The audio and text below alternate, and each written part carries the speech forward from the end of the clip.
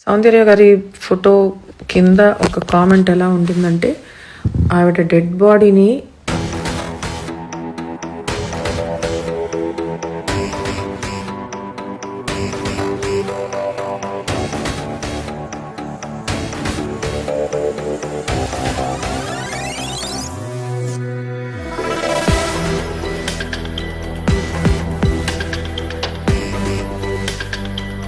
నమస్తే folks, welcome to my channel. Folks, self confidence అనే రెక్కలు కట్టుకొని ఎగరాలనుకోవడం మంచిదే గాని ఓవర్ కాన్ఫిడెన్స్ అనే ఈకలు కట్టుకొని ఎగరాలనుకోవడం మూర్ఖత్వం. పడిపోతాం. అసలు నేను ఈ మాట చెప్పడానికి గల కారణం సింగర్ చిన్మయ్ విషయమే. దండోరా సినిమా ఈవెంట్ లో హీరోయిన్ల బట్టలపై నటుడు శివాజీ చేసిన వ్యాఖ్యలు టాలీవుడ్ లో పెద్ద చర్చకి దారితీసి ఈ వ్యవహారం మహిళా కమిషన్ వరకు వెళ్లడంతో శివాజీ ప్రెస్ మీట్ పెట్టి క్షమాపణలు చెప్పినప్పటికీ వివాదం సద్దుమరగడం లేదు. తాజాగా ఈ విషయంపై సింగర్ చిన్మయ్ మరోసారి స్పందిస్తూ నిధి అగర్వాల్ పై జరిగిన ఘటనలో ఆమెను తప్పు పట్టడం చాలా బాధాకరమని, బాధితురాలి బట్టల సాకుని చూపిస్తూ నేరస్తుల ప్రవర్తనని సమర్థించడం సమాజంలో పాతుకపోయిన స్త్రీ ద్వేషానికి నిదర్శనమని చిన్మయ్ మండిపడింది. అంతేకాకుండా శివాజీ ప్రకారం ఇండస్ట్రీ మహిళలకి రక్షణ లేని వాతావరణం ఉందనే విషయం మరోసారి స్పష్టమవుతుందని, వేధింపులకి పురుషుల ప్రవర్తన కారణమని అంగీకరించకుండా మహిళల ప్రవర్తనపై వేలెత్తి చూపించడం నేరాన్ని ప్రోత్సహించడమేనని, ఇలాంటి బాధ్యతారహితమైన మాటల వల్లే బాధితులు తమకి జరిగిన అన్యాయాన్ని బయటికి చెప్పుకోవడానికి భయపడుతున్నారని, ఇది కేవలం ఒక నటికే కాకుండా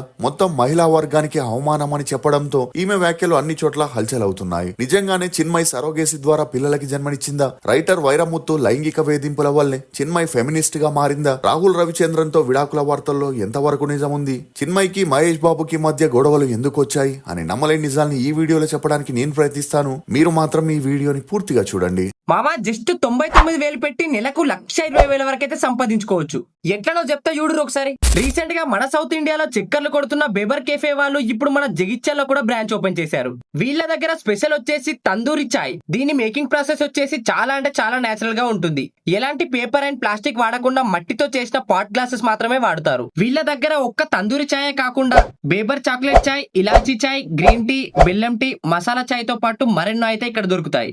జస్ట్ 99,000కే కంటైనర్ తో పాటు సెటప్ మొత్తం రెడీ చేసి ఇస్తారు. ఇక మీరు గానీ మీ దోస్తుగాలు గానీ ఫ్రాంచైజ్ పెట్టాలి అనుకుంటే వెంటనే పైన కనిపించే నెంబర్ లకు కాల్ చేయండి. ఇక మన జగిత్యాల బ్రాంచ్ అడ్రస్ వచ్చేసి bypass road beside HDFC bank. Chinmayi Sripada ఈమె 1984 సెప్టెంబర్ 10న మహారాష్ట్రలోని ముంబైలో ఒక బ్రాహ్మణ కుటుంబంలో జన్మించింది. తండ్రి ద్వారకానాథ్ అయ్యర్, తల్లి పద్మహాసిని. ఇక ఈమె తాత శ్రీపాద పినకపాని తమిళనాడులో పాపులర్ కర్ణాటిక్ సింగర్ అవడంతో తన కూతురైన పద్మహాసినితో కలిసి అనేక సంగీత కచేరీల్ని చేస్తుండేవాడు. అలా ఒకసారి పద్మహాసిని గారు ముంబైకి చెందిన ద్వారకానాథ్ అనే ఒక సంగీత విద్వాంసుడిని ఒక కచేరీలో కలవడం, అలా వీరిద్దరికి పెరిగిన మంచి పరిచయం కారణంగా వీరిద్దరూ పెద్దలు నొప్పించి పెళ్లి చేసుకుని ముంబైకి వెళ్లి సెటిల్ అయ్యారు. ఇక అలా వీరి అన్యోన్య సంసారానికి గుర్తుగా ఒక కూతురు కూడా పుట్టింది. చిన్మయ్ చిన్నప్పటి నుండే తన తల్లిదండ్రుల మధ్య ప్రొఫెషనల్ గా గొడవలు జరుగుతుండేవి. ఇక ఈ గొడవలు తారస్థాయికి వెళ్లడంతో చిన్మయ్ 1 year ఉన్నప్పుడే తన తల్లిదండ్రులు విడాకులు తీసుకొని విడిపోయారు. దీంతో కూతుర్ని తీసుకొని చెన్నైకి వెళ్లిన పద్మహాసిని గారు తన తండ్రి యొక్క సర్నేమ్ ని యాడ్ చేసి చిన్మయ్ శ్రీపాదగా నామకరణం చేసింది. ఇక అలా తను మ్యూజిక్ లో సాధించలేనిది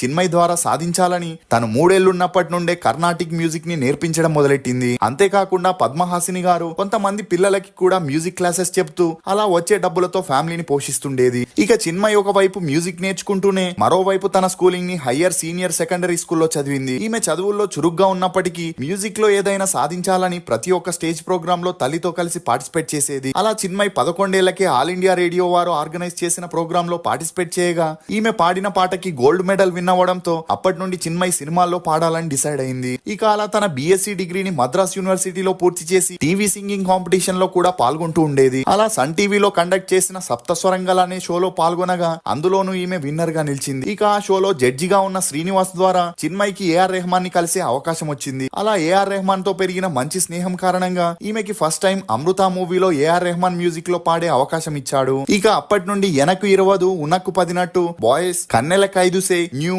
నాని అని AR రెహమాన్ మ్యూజిక్ లో వచ్చే ప్రతి ఒక్క మూవీలోనూ చిన్మయ్ కి ఛాన్స్ ఇస్తూ సపోర్ట్ చేసేవాడు. ఇదిలా ఉంటే అందాల రాక్షసి మూవీలో చిన్మయ్ లావణ్య త్రిపాఠికి డబ్బింగ్ చెప్పడం, అలా ఆ మూవీ ప్రొడక్షన్ వారు టీం అందరికి ప్రివ్యూని ఏర్పాటు చేశారు. ఇక ఆ మూవీలో వన్ ఆఫ్ ద హీరో అయిన రాహుల్ రవీంద్రాని చిన్మయ్ ప్రివ్యూ థియేటర్ లో కలవడం, అలా వీరిద్దరికి మంచి అండర్స్టాండింగ్ రావడంతో 1 year డేట్ చేసిన తర్వాత 2014లో పెళ్లి చేసుకున్నారు. ఇక అప్పటి వరకు అన్ని బాగానే సాగినప్పటికీ ఎప్పుడైతే సుచి లీక్స్ ద్వారా అందరి సెలబ్రిటీస్ వ్యవహారాలు బయటికి వచ్చాయో అప్పుడే సింగర్ సుచిత్ర చిన్మయి ఛాన్స్ల కోసం అందరు మ్యూజిక్ డైరెక్టర్లతో క్లోజ్ గా ఉంటుందని, అనిరుద్ ధనుష్ ప్రైవేట్ పార్టీస్ కి వెళ్తూ సింగర్ గా బిజీగా ఉంటూ తమలాంటి సింగర్స్ కి ఛాన్సులు రాకుండా చేస్తుందని, ఆమె చాలా మందితో క్లోజ్ గా ఉండే పిక్స్ తన దగ్గర ఉన్నాయని, త్వరలోనే వాటిని రిలీజ్ చేస్తానని ట్వీట్ ద్వారా చెప్పడంతో ఇమీడియట్ గా మీడియాలో స్పందించిన చిన్మయి సుచిత్రకి పిచ్చి పట్టిందని, ఒకవేళ ఆమె పిక్స్ ని లీక్ చేసినా వాటిని ఎవరు సీరియస్ గా తీసుకోవద్దని చెప్పుకరావడం విశేషం. ఇక చిన్మయి, ధనుష్, అనిరుద్ అని చాలా మంది సెలబ్రిటీస్ కి సంబంధించిన ప్రైవేట్ పిక్స్ ని అప్పట్లో సుచి లీక్స్ ద్వారా సుచిత్ర రిలీజ్ చేయడంతో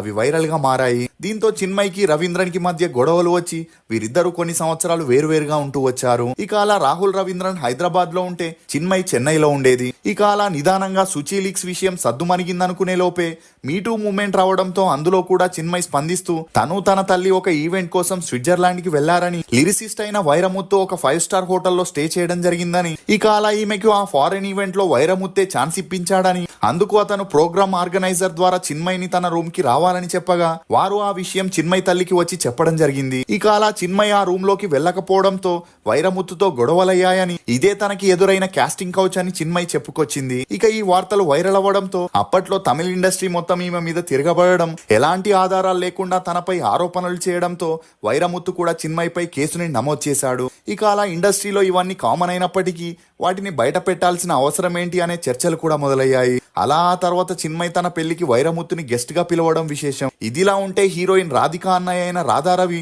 ఇద్దరు అమ్మాయిల్ని ఛాన్స్ల పేరుతో వాడుకున్నాడని, ఆ అమ్మాయిలిద్దరూ ఇదే విషయం సోషల్ మీడియాలో పోస్ట్ చేయగా అది నిజమా అబద్ధమా అని తెలుసుకోకుండా చిన్మయి రాధారవిపై విమర్శల వర్షం కురిపిస్తూ కొన్ని పోస్టులు పెట్టడంతో ఆ ఇద్దరు అమ్మాయిలకి తన సపోర్ట్ ని తెలియజేసింది. ఇక అలా వారిద్దరూ ఫేక్ అలిగేషన్ చేశారని తేలడంతో చిన్మయిపై తమిళ ఇండస్ట్రీ షాడో బ్యాన్ ని విధించింది. అలా అప్పటి వరకు చిన్మయి త్రిష, సమంత, ఆమీ జాక్సన్ కి డబ్బింగ్ చెప్తూ తమిళ్లో కొన్ని సాంగ్స్ పాడుతూ దూసుకుపోతుండేది. కానీ ఈ షాడో బ్యాన్ వల్ల ఛాన్సులు పూర్తిగా తగ్గిపోయాయి. దీంతో తన మకాన్ని హైదరాబాద్ కి మార్చేసి అప్పటి నుండి తన భర్తతో కలిసి ఉండడం మొదలెట్టింది. ఇక అలా తన లక్ ని తెలుగులో కూడా పరీక్షించుకోవాలని కొన్ని షోస్ కి జడ్జిగా, కొన్ని మూవీస్ కి సింగర్ గా, డబ్బింగ్ ఆర్టిస్ట్ గా కూడా ట్రై చేసినప్పటికీ అదే సమయంలో ఈమె పవన్ కళ్యాణ్ మాజీ భార్య అయిన రేణు దేశాయ్ చేసిన ఒక పోస్ట్ కి మద్దతు తెలియజేస్తూ పవన్ కళ్యాణ్ పై విమర్శల వర్షం కురిపించడంతో అప్పటి నుండి చిన్మయి పవన్ కళ్యాణ్ ఫ్యాన్స్ కి టార్గెట్ అవుతూ వచ్చింది. అందువల్లే ఈమె ఎక్కువగా ట్రోల్స్ కి గురై సినిమాల్లో కూడా ఛాన్సులు తగ్గుతూ వచ్చాయి. ఇది మాత్రమే కాకుండా బాలకృష్ణ ఒక ఫంక్షన్ లో అంజలిని పక్కకి తోస్తే ఈమె దానిపై కూడా ట్వీట్ చేస్తూ సొసైటీలో ఒక స్టేటస్ నుంచి వచ్చిన మగాళ్ళని ఏమీ చేయలేమని, ముఖ్యంగా వారికి డబ్బు, పలుకుబడి, కులం సపోర్ట్ ఉండడంతో ఆడవాళ్ళు ఇదంతా భరించాలని చెప్పడంతో మళ్ళీ బాలయ్య ఫ్యాన్స్ చిన్మయిని టార్గెట్ చేశారు. ఇక ఆ తర్వాత సీనియర్ నటి అన్నపూర్ణమ్మ ఆడవాళ్లు 12 గంటల తర్వాత బయట ఎందుకు తిరగాలి, వారికి ఆ అవసరం ఏముంది, అలా కొంతమంది పొట్టి పొట్టి బట్టలు వేసుకొని తిరగడం వల్లే అత్యాచారాలు ఎక్కువైపోయాయని చెబితే దాన్ని సరిగ్గా అర్థం చేసుకోకుండా చిన్మయి ఈ విషయంపై స్పందిస్తూ ఇలాంటి స్టూపిడ్ కంట్రీలో అమ్మాయిగా పుట్టడం తన తప్పని, అమ్మాయి వేసుకున్న బట్టల వల్లే అఘాయిత్యాలు జరుగుతున్నాయా, అర్ధరాత్రి బయటికి వెళ్లకూడదని చెప్తున్న అన్నపూర్ణమ్మ మాటలకి నవ్వొస్తుందని చెప్పడంతో అప్పుడు కూడా ఈమె సోషల్ మీడియాలో భారీగా విమర్శల్ని ఎదుర్కోవాల్సి వచ్చింది. ఇక ఆ మధ్యలో సింగర్ కార్తిక్ మరియు చిన్మయి ఒక షోకి జడ్జిగా సెలెక్ట్ అయ్యారని, అతను ఈమెను రూమ్ కి పిలవగా అందుకు ఈమె ఒప్పుకోకపోవడంతో ఆ షో నుండి తనని తొలగించారని చెప్పుకొచ్చింది. ఇదిలా ఉంటే రీసెంట్ గా అనసూయ ఒక చిన్న పిల్లాడికి లిప్ కిస్ ఇవ్వగా దానిపై చిన్మయి స్పందిస్తూ చిన్నపిల్లలతో లేడీ యాంకర్ మూతిపై ముద్దులు పెడుతుంటే అక్కడున్న వారు నవ్వుతూ ఎంకరేజ్ చేస్తున్నారంటే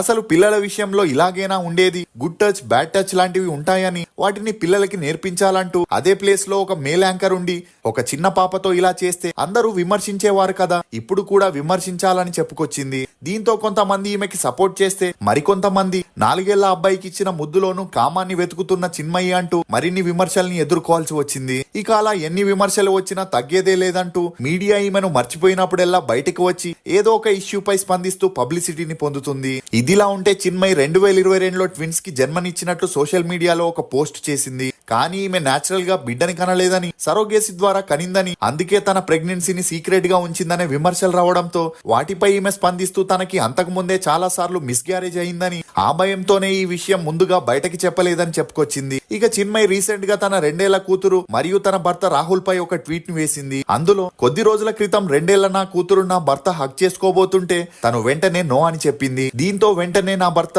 హక్ చేసుకోమని ఫోర్స్ చేయడం లేదు, నాన్నకి నువ్వంటే చాలా ఇష్టమని చెప్పడంతో చెప్పడంతో అప్పటి నుండి తనని మళ్ళీ హక్ చేసుకోలేదని చెప్పుకొస్తూ ఈ మధ్య కాలంలో చిన్న పిల్లల పట్ల అఘాయిత్యాలు ఇంట్లో వారి నుండే జరుగుతున్నాయని, అందుకే పిల్లల పర్మిషన్ లేకుండా టచ్ చేయకూడదని ఒక పోస్ట్ పెట్టింది. ఇక అలా ఈమె పోస్ట్ కొద్దిసేపటికే వైరల్ అవుతూ కొంతమంది నెటిజన్లు ఈమెకు వ్యతిరేకంగా కమెంట్లు పెట్టారు. ఏంటి ఈ పోస్ట్, నా కూతురు అని చెబుతున్నావు, ఆ అమ్మాయి రాహుల్ కి బిడ్డ కాదా, తండ్రి కూతుర్ల గురించి ఇంత నీచంగా ఎలా ఆలోచిస్తున్నావు, కొంతైనా సంస్కారం ఉండాలి, నీకు చిన్నప్పుడు అలాంటిది ఏదైనా జరిగిందా అని నెటిజన్లు ఈమెపై విమర్శల వర్షాన్ని కురిపిస్తున్నారు. ఇక అదే సమయంలో మహేష్ బాబు తన కొడుక్కి విషెస్ చెబుతూ నా కొడుకు గౌతమ్ కి పుట్టినరోజు శుభాకాంక్షలు అనే ఫోటోపై చిన్మయి రిప్లై ఇస్తూ కొందరు ఎదవల నోరు మూయించాలంటే హీరో ఎంట్రీ ఇవ్వాల్సిందే అని కమెంట్స్ చేసింది. అంటే మహేష్ బాబు నా కొడుకు అంటున్నాడంటే నమ్రత గారికి సంబంధం లేదా అని వ్యాఖ్యానిస్తూ హీరోకైతే ఒక మాట, మాలాంటి వారికైతే ఒక మాట అని చిన్మయి గట్టి కౌంటర్ ఇచ్చింది. ఇక ఆ తర్వాత ఈ ఇష్యూ సద్దుమణుగుతుందని అందరూ అనుకున్నారు. కానీ ఆ తర్వాత చిన్మయి మహేష్ బాబు తన కూతురు భుజం పైన చేయి వేసి ఉన్న ఫోటోని షేర్ చేసి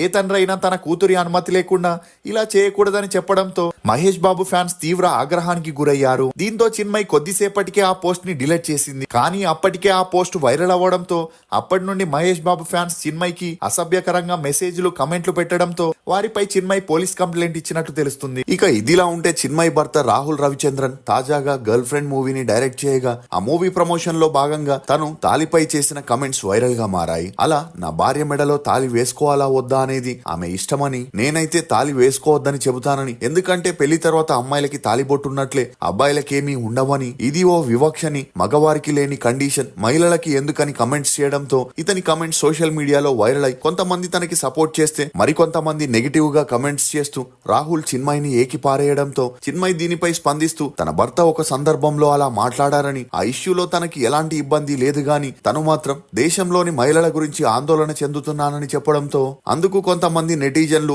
వైరముత్తు ఎపిసోడ్ పై చిన్మయిని ప్రశ్నిస్తూ అతని నుంచి మిమ్మల్ని మీరు కాపాడుకోలేకపోయారు గాని మీరు భారత మహిళల గురించి ఆందోళన చెందుతున్నారా అని ప్రశ్నించగా దీనిపై స్పందించిన చిన్మయి, అవును, లైంగిక వేధింపులకి గురి కావడం నా తప్పే గాని మీలాంటి పురుషులు లైంగిక వేధింపుల ఎపిసోడ్ గురించి ఎందుకు ప్రస్తావించాలి, దయచేసి ఢిల్లీ గాలిని పీల్చుకోండి, ఎందుకంటే నేను అలాంటి విషగాలిని తట్టుకోలేనని చెప్పిన ఈమెపై ట్రోలింగ్స్, కమెంట్స్ విపరీతంగా రావడంతో అందులో ఒక కమెంట్ ని సజ్జనార్ కి ఫార్వర్డ్ చేస్తూ దయచేసి దీన్ని చూడండి సార్, నేను ఈ వేధింపులతో విసిగిపోయానని చెప్పడంతో ఈ న్యూస్ కాస్త సద్దుమణిగిన తాజాగా శివాజీ హీరోయిన్ల గురించి మాట్లాడుతూ నిండుగా బట్టలు వేసుకోండి, జనాలు మిమ్మల్ని చూసి ఇన్స్పైర్ అవుతుంటారు, సావిత్రి సౌందర్యలాగా నిండుగా ఉండండి అని చెబుతూ మధ్యలో 2 బూతు పదాలు దొరలడంతో వాటిపై చిన్మయి స్పందిస్తూ అంతలా భారతీయ సంస్కృతిని సమర్థిస్తే నువ్వే మెడలో తాలిని, కాలికి మెట్లని వేసుకొని తిరగమని హీరోయిన్స్ కి చీప్ అడ్వైజులు ఇవ్వొద్దని చెప్పగా మళ్ళీ ఈమెపై నెటిజన్లు విమర్శల్ని కురిపించడంతో ఈ న్యూస్ ఇప్పుడు అన్ని చోట్ల వైరల్ అవుతుంది. మీరు చిన్మయి వ్యాఖ్యలపై ఏమనుకుంటున్నారో మీ అభిప్రాయాన్ని కమెంట్ సెక్షన్ లో తప్పకుండా తెలియజేయండి. ఫోక్స్, కోరిక కొన్నాళ్ళు బ్రతికిస్తుంది, ఆశ చచ్చేంత వరకు బ్రతికిస్తుంది, కానీ ఆశయం చావే లేకుండా చేస్తుంది. ఇది ఫోక్స్ సింగర్ చిన్మయి గురించి కొన్ని నమ్మలేని నిజాలు. ఈ వీడియో మీద మీ అభిప్రాయాన్ని కమెంట్ సెక్షన్ లో తప్పకుండా తెలియజేయండి. మేము చేసిన ఈ వీడియో మీకు నచ్చినట్లయితే ఒక లైక్ ద్వారా మీ సపోర్ట్ ని మాకు తెలియజేయండి. For more interesting videos please subscribe to CR voice.